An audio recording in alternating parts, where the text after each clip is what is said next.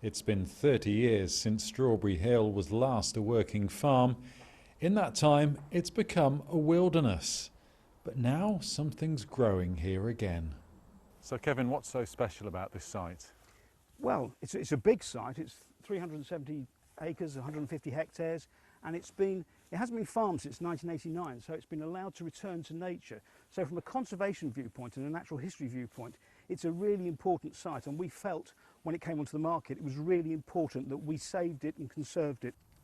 What wildlife is here on the site then? Well, we get some really key species that use the site, including migratory birds, grasshopper warbler, nightingales and turtle doves, along with other insects and mammals which quite happily make this place home over the last 25 years or more. And with the Trust taking the site over, what benefits will that bring to the wildlife? Well, nature conservation is our primary aim. So us having secure tenureship on this site will enable us to manage the habitat of grassland and scrubland and the mosaic and the species they support for many years to come. The site's been bought for £3.3 million by a group of philanthropists, with the aim being for the Trust to pay that money back. It's hoped things could be up and running on this site inside the next 5 years. What are the educational benefits of a site like this?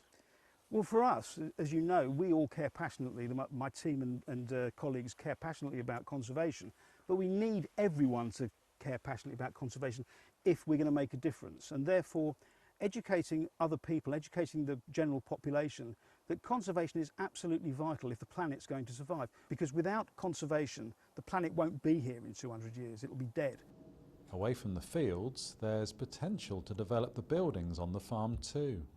These buildings are Victorian Grade 2 listed barns, so there's a limit to what we can do with them, and we have to speak to the local population to find out what it is that they want, but we also have to speak to the local council to find out what we can do. But we'd like to have an education area here, maybe a visitor centre, maybe even a cafe.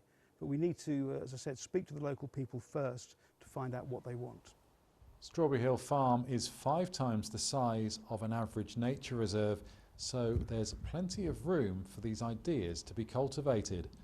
Andy Holmes, BBC Look East, Bedfordshire.